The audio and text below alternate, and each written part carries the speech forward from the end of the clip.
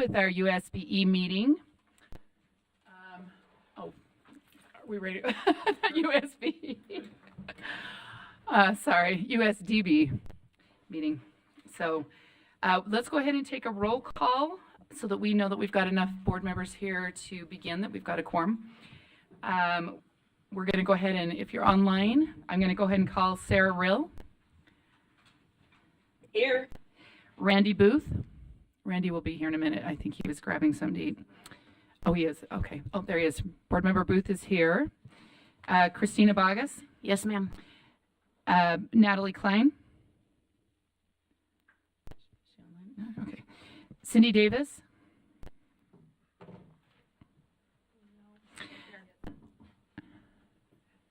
Okay. Jenny Earls here. Emily Green. Molly Hart.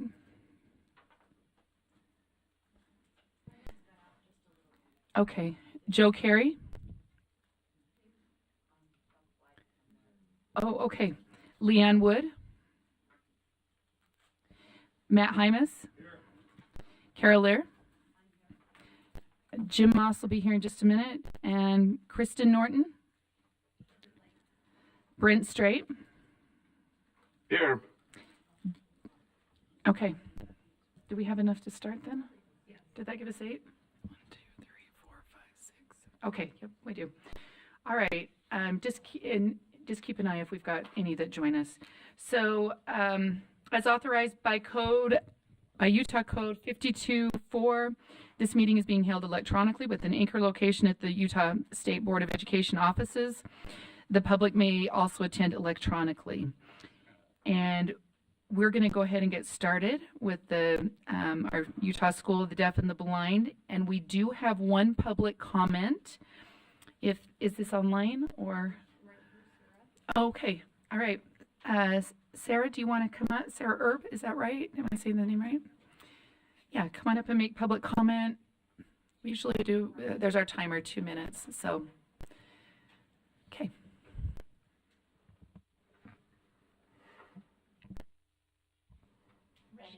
Red is on. Thank you. My name is Sarah Erb. I am a resident of Salt Lake City in the Board District 5. My student is in 4th grade and attends a public charter school in Rose Park, which is Leanne Wood's district. I wanted to just say we appreciate our Board of Education board members, and we are especially appreciative when you listen to our feedback specific to education of students with blindness and visual impairment around the state. And we are excited to announce that we have our National Federation of the Blind of Utah's yearly convention in the spring of every year. So next Thursday, Friday, and Saturday is our conference, and we have a parents workshop on Friday night. If you know of anyone, I'll be happy to share that via email, and I've got some flyers here, paper flyers, if you'd like to show up to any portion of that convention. It's an advocacy convention, as well as we're doing that parent workshop on Friday night, as well as an accessible games activity Thursday night, so that families can kind of know how to play with their kids as far as like board games and things go. So in addition to having the National Federation of the Blind of Utah, I am here to represent our Parents of Blind Children network across the state of parents who are blind, and also parents of students who are blind or have a visual impairment. So we believe that regardless of the child's level of vision impairment or blindness, our children can learn in their educational settings, and we're happy to help advocate for parents during those IEP meetings. If you'd like us to, just reach out, and we're happy to be collaborators with our Board of Education and with USDB. Thanks so much. Thank you. We'll welcome those type of public comments any day, so appreciate that. Thank you for all the work you do and all the support you give. We'll go ahead and turn the time over for our student fee policy. Who's directing that? I'll do it. Okay. Thank you. Excuse me. Okay, board members, the first item we have here is the student fee policy and the proposed fee schedule. This is the second time it's come to you. The law requires it to be proposed twice in public meetings, and then This is the time that you vote to approve it. If you noticed in your packet, the supporting documents show that we actually removed a fee. There are only 2 student fees now instead of 3, because with recent legislation that was passed, we are no longer required by law to charge the student a driver's ed fee, and we can cover that out of our enrichment funds now. So this is the second time you've seen this, and we would appreciate a vote to approve. Okay. Oh, yes. Madam Chair, just a quick, we should give you an opportunity for public comment maybe before you vote. And I'm sure there won't be any, but we just need to No, I think offer that up. probably is due. Is there anybody in the public that would like to speak to the fee schedule? Anyone online? Do I have any? Okay, thank you. Okay. All right, and I think we will, am I right and ready to entertain a motion for this particular item? Board Member Bogus, do you? Fee schedule, right? Yes. So I would move that the board approve the fee schedule policy and the FY25 fee schedule. Okay, the motion before the board is that the board approve the fee schedule policy and the FY25 fee schedule. Do I have any discussion to that motion? Oh, I need a second, sorry. Board Member Hymas has seconded that, and okay, yeah, thank you, sorry. What's that? Okay, is there any comments online? Do you have any hands up? All right, we're going to go ahead and take a vote on the fee schedule. So we'll start at the top. Board Member Rill. That's the top of my list. Yes. Okay, we're not starting at the top. We're starting wherever Board Member Rill is on my list. Board Member Norton. Okay, Board Member Lear. Yes. Okay, Board Member Carey is, and he's on a flight, right? So I don't, okay. Board Member Hymas. Yes. Board Member Hart. Board Member Green. Board Member Earls, a yes. Board Member Davis. Yes. Okay, Board Member Klein. Okay, Board Member Booth. Yes. Board Member Bogus. Yes, ma'am. And Board Member Wood. Yes. Board Member Straight. Yes. Okay, that passes 1, 2, 3, 4, 5, 6, 7, 8, 9, 10. That votes are 10 in favor, and then we have a few board members still missing. So, okay, all right. Next on our agenda. Okay, so we'll turn the time over to Mr. Empey with our financial report. Thank you, Madam Chair and board members. The financial report is for the first 8 months through the end of February 29th. Can't forget leap year this year. Our revenues, let me state the most important thing. We remain financially solvent. We've got plenty of cash on hand to pay our bills and obligations. Our revenues and monies we receive transfers from the state and from your office totaled $36 million. I'm just rounding up as I usually do. Our expenses were $31 million, which left us approximately $5 million more in revenues than it did in expenditures. Now, if you may recall, last month we talked about the month of March, we had 3 pay periods. You usually just have 2. That was about another $1.7 million, $1.8 million. So that's going to bring that surplus down when we report next month on the March financials. The number of campus students that we have on campus as of the end of February was 359. And the superintendent's going to be talking about enrollment growth projections in his report. The total students receiving services is 2,372, and total student services provided is 5,819. So we continue to experience growth in every one of those categories that is putting pressure on our staff that we have. The 3 funds at the bottom of that page And our thank you to Sybil for driving these documents in Michelle Tanner's absence, is in our land grant enrichment fund, we have a balance of $935,745. In the donated fund account, we have $286,382. And our foundation has a balance of $1,113,786. The next 2 pages is the financial status, the budget status report, that just gives all the supporting detail to the numbers that were just summarized that we just referred to. And maybe at this point, Madam Chair, I can ask if there's any questions before we get to the enrichment fund report. Okay. I do have a question, but is there anybody online that has a question? I don't see lights on here. I think I understand this. I just want to make sure that the 5,819 services provided would be including students that you see on campus and students you're seeing in the schools themselves. That's So correct. it's a makeup of each individual service that's provided, not each individual student. That is correct. Right, okay. And I understood, I think that, I just want to make sure I understood that so that, as we read those out, that the public understood that as well. So, thank you. Good question. Any other Thank you. questions? Okay, go ahead. Okay, then the last report is the enrichment fund projects report. These are projects that you approved last May. We'll be bringing the proposed fiscal year 25 projects and funding to you next month.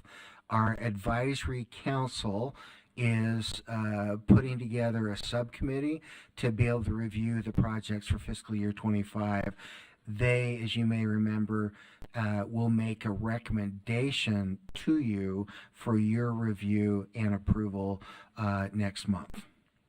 So, of the projects of 631,000 that was approved, we have spent year to date through the end of February 325,444, leaving a balance of 306,156.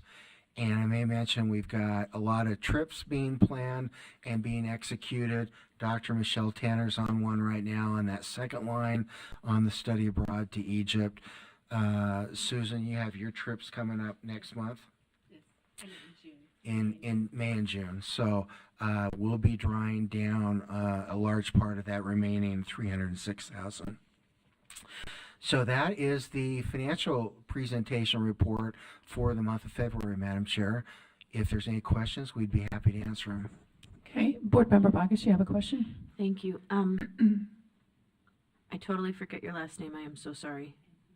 MP. I know your first name. Thank you, Mr. MP. So I noticed that your San Francisco thing went negative. It did. So can you help me understand what did you have to give up to make up those costs? Or did you, I guess maybe? We haven't had to give up anything. We have a surplus. If you go back to that financial report, we have, let me just look at the balance really quick. There's a balance of 935,000 surplus in that. Okay. So in the early years, we weren't spending the enrichment funds fast enough. And the later years, we're trying to catch up and draw that balance down. And so we had more kids go to that experience. And so that drove the cost up. Okay, so would it be correct to say it might have gone over budget, but the money was in the bank? Yes, that's an accurate statement. All right, thank you, sir. You're welcome. And I just have a couple questions. There's a few items on there that, like the bottom one, I guess you guys are going to do that down the road, right? It hasn't been expended for the 7048 because that's happening. It hasn't happened yet. Okay. And then the expanded core for the blind, still $81,000. And that's because it's ongoing or because it just stopped? We're not doing it. No, it is ongoing. Okay. So, and that happens every month, actually several times. So we've got, and as Carl said, there'll be lots coming in for April and May and June are our busiest months with all of those. Okay. Okay, and I was thinking he was meaning that they were going to be asking for new money for new things, but you're saying that the receipts and Right. activities will be Yes. expended. Okay, Yes. I understood that differently. Okay. Any other items on that? No, thank you. All right, thank you. Superintendent, are we Yeah, back to you? thank you. Okay, the next item on our agenda is a short presentation from the Deaf Parent Infant Program. And we have with us today Stephanie, who is our director of the Deaf PIP program. Stephanie is also deaf herself. Superintendent Tanner, who would normally present, is on the study abroad with deaf students right now, and so we're grateful that Stephanie could be here. So I think the first thing we want to do is roll the video, and then afterwards, Stephanie, you can say anything you want to that you feel that the board should know, and you all can ask her questions, and that should do it.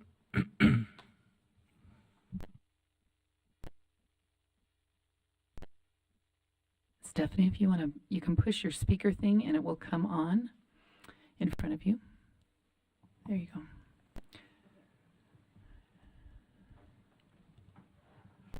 Okay, so my program is before the children go into school, and we are helping the parents understand their child's hearing level and also how to support their child be ready to enter preschool as well. So we serve all the children ages 0 to 3. In a year, we would roughly serve 694. On a given day, it would probably be around 350, but as we accumulate new kids every year, by the end of the year, it's near that number. So all of the children have some kind of diagnosed hearing level, and we serve them unless the hearing is resolved, and then we exit them from our program. And so in our program, we have our PIP advisors, which are teachers of the deaf, and we also have a Spanish specialist, and then we also have deaf mentors that teach sign language in the home as well. And so the video that we're going to show you shows one parent's experience with our program.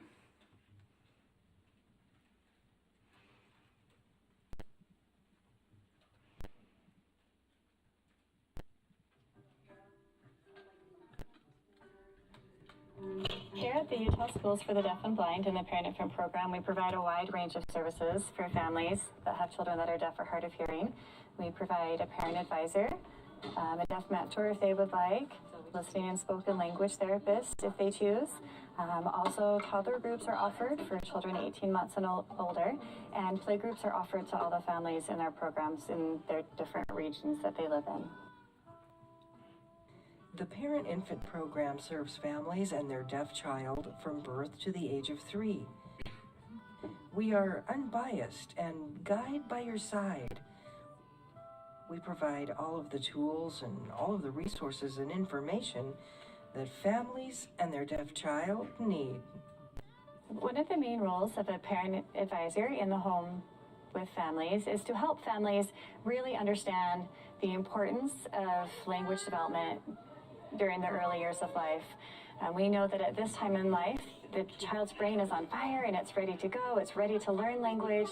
And so we help parents learn different language strategies that they can use all day throughout the day with changing diaper, taking bath, mealtime, changing their clothes, so that the child can learn new words all day throughout the day to help the child have age-appropriate language. We also are working with a team of professionals. We may also be working with occupational therapists, physical therapists, nurses, developmental specialists. So it's really a team effort to help this child reach their maximum potential. Over the last almost 10 years that I've been involved with USDB, I've seen dramatic changes in the way that my daughter's been able to access her education. When she was a very small infant and was in the PIP program here, we were told at the time that there was only 2 options, and that was either you could do a listening and spoken language only program or an American Sign Language only program. And at the time, we were pursuing a cochlear implant for our child, and we were told that she must be in the listening and spoken language program only. And so that was not a good fit for our child. She was not able to access milestones and was not really learning well. And when we decided to make the choice to move her to American Sign Language, we saw absolute change in her. Confidence, understanding.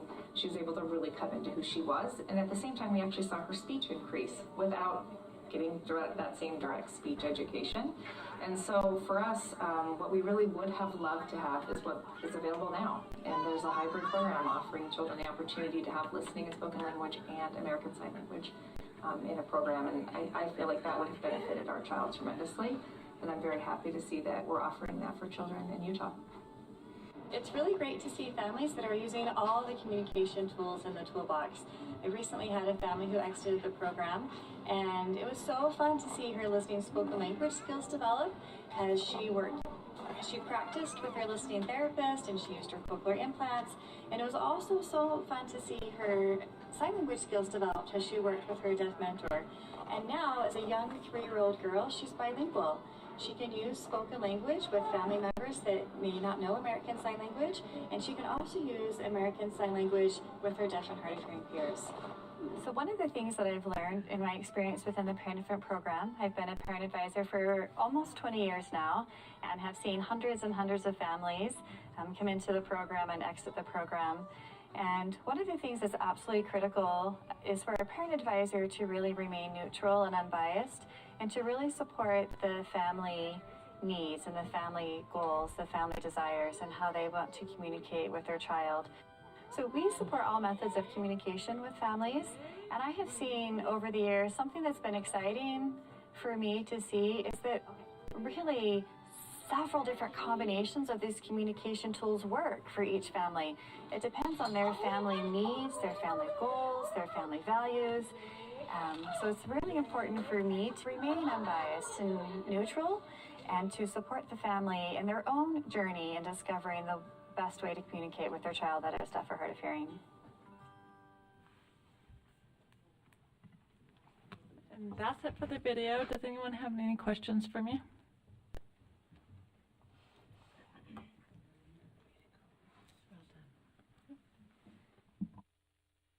Yeah, my apologies. Just came up with a little kink that we had to get worked out real quick. Are there any questions then? Anybody online have a question? Okay, go ahead, Board Member Bogus.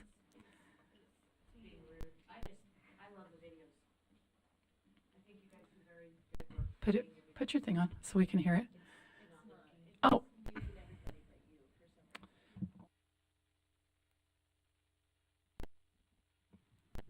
I just think the Utah Schools for the Deaf and Blind do really great work on their videos. They're short, they're easy to understand, and they're packed with content. So thank you for the work you do on that. Vice Chair, if I could just Yeah. speak to that. Our goal is this last year, you'll notice that Michelle and I have alternated between the deaf school and the blind school, and the programs that we each have underneath us.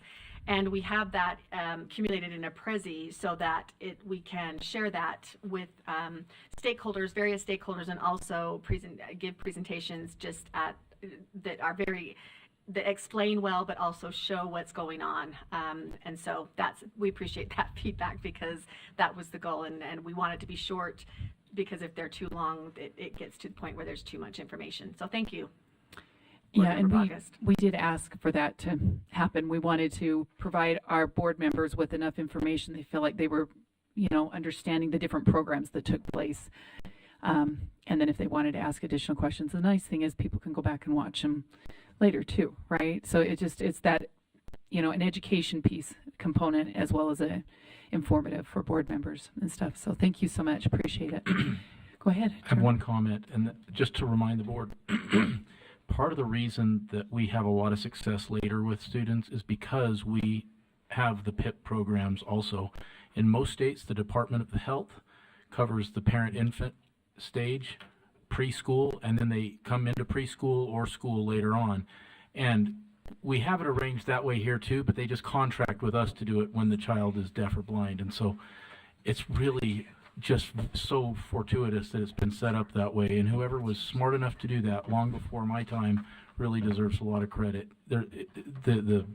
Whenever we go to these meet with our peers at conferences or online around the country, they all just say, we've been trying to talk to our state to get it the same way, and we just can't get through the bureaucracy because the Department of Health wants to hang on to it so much. But it's anyway, we're very fortunate, and Stephanie and her counterpart in the blind school do a fantastic job with those families and their homes.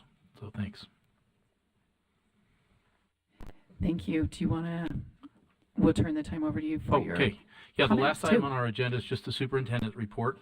And I have a couple of things. First, an update on the process with our buildings, where we are still going through the process with that large group that's been assembled from around the country. They gave us a small update recently, and we helped correct some things for their report. It's their first deliverable, I think. This next week, I think it's this coming week, there's a second group that's coming in that's been assembled by DFCM, and they will be starting the process all over with us also. And so we'll have two groups now doing this study.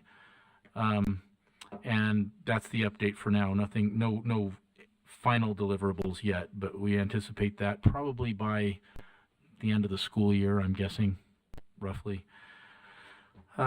Next thing I wanted to share with you is an update on our budget process. Next month in our board meeting, we will be having you approve our budget, and we're pretty much going to spend the whole meeting on that because it's the May meeting.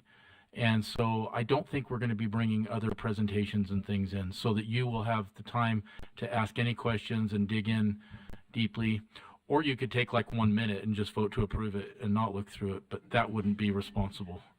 And I would just kind of want to give you a heads up of something interesting. You know, this process starts in February while we're still in the legislative session, and then it proceeds, and we start at the ground level with each division director, and we talk through every child, every teacher, and essentially take the place apart and put it all back together again, one piece at a time, to make sure we're doing things as efficiently as possible. And so we've done that, and as a result, our preliminary numbers are very interesting, and a lot of them come from our PIP programs. Next, as you saw on, and you see every month on our financial report, we have been increasing in the number of students, which for a normal school district might not be a lot, but when you look at percentage-wise, like at the beginning of this year, we had 301 students on campus. Right now, we have almost 360. So to have that kind of a swing during the school year, it's not uncommon, but next year it's going to be even more drastic. We are looking at an additional 82 students on our campuses alone. So let's say we end this year with 360, even though we have 3 more months, and it's going to be more than that. And a lot of that's driven by preschool, because kids turn 3 all throughout the school year. They're not like K through 12 kids that come in, on a annual rotation.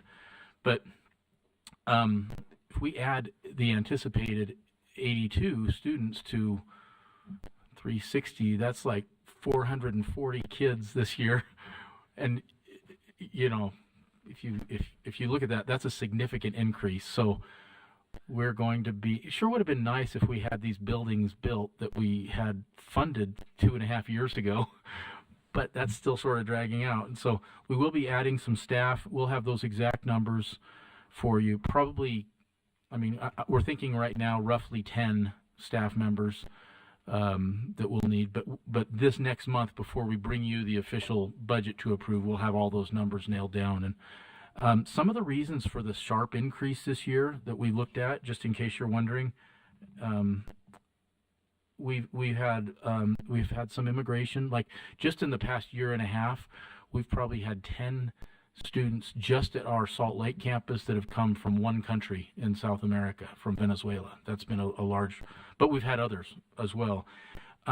We also have kids coming in through PIP with auditory neuropathy, because medical interventions have improved so much. We have children who are surviving when at 23 or 24 weeks they would not have survived before, but they have more disabilities, and quite often that ends up in deafness. We have a general increase overall in disabilities in the population. We're seeing more of those, and so some of that comes into USDB, of course. We also have a reputation from out of state. I received an email from a family in Pakistan recently saying, how can we get our kids into your school? We don't accept international students. You have to be a resident of Utah, but or a surrounding state that we have a tuition agreement with. And so, but we do have other families who are calling us. I talked to a lady who was an attorney and works for the Department of Justice, the United States Department of Justice in New Mexico, and she said, the early intervention programs have been great for my child. Getting into school age, it does not work, but I've searched and she was a very intense researcher. She said, I've looked at all the states. We're moving to Utah because of USDB. And I thought, okay. And I told that to the associates, and they said, oh, they called you finally? We get these calls all year long from people. And so that's another reason. And then we actually have some higher retention of kids who might have previously gone back to their mainstream schools where either their needs or the best placement from their IEP team is here. We tend to have more that are remaining with us a little bit longer. So I think those are the factors that contribute to our campus population increasing. So more to follow on that. I just wanted to inoculate you a little bit for what you might see. And our transportation costs will increase as a result too. We're going to have to add several new routes next year. And we've already been talking to Superintendent Jones and Deborah Jacobson here on the USBE staff about that, and so they're aware of that. So that's my report for this month. Okay, I'm just curious, how are the buses coming, the vans that you ordered? Did you, maybe, and if you said something, I might have missed it. Well, are we still? We were approved for the second one during the session, so we're ordering it. The first one that has been on order since before COVID, Carl, do you have an update on that one? We've seen pictures. It is near final completion. It's Hallelujah. There's been a sighting. Praise the Lord and say hallelujah. Oh, very So we're good. close. I'm like, where are those vans? Where I are know. the vans? It's kind of a where's Waldo thing. Huh? Right. Okay. Thank you. All And right. I think, Susan, unless you have anything else, I think that's our whole superintendent report for today. No, I don't. You all received the memo that came with all of the activities. If you see something on there, we again would encourage you to join us at any of those activities. We would love that. So, or if you just have questions, please feel free to reach out. Okay. All right. I don't know if there's anybody online got their hand up or anything. Okay. I think we can make a motion to adjourn this meeting and go into our next. So, Board Member Bogus moved that we adjourn. And a second from Board Member Hymas. Let's go ahead and take a vote on that. Anyone opposed? Oh, I have to do it. Okay. Never mind. Board Member Bogus? Yes. Board Member Booth? Board Member Klein? Board Member Davis? Yes. Okay, Board Member Earls, yes. Board Member Green? Board Member Hart? Board Member Hymas? Yes. Board Member Lear? Yes. Board Member Norton? Board Member Rill? Yes. Board Member Straight? Yes. Board Member Wood? Yes. And Board Member Moss? Yes. Okay, that was unanimous. Thank you. Thank you for coming. Okay,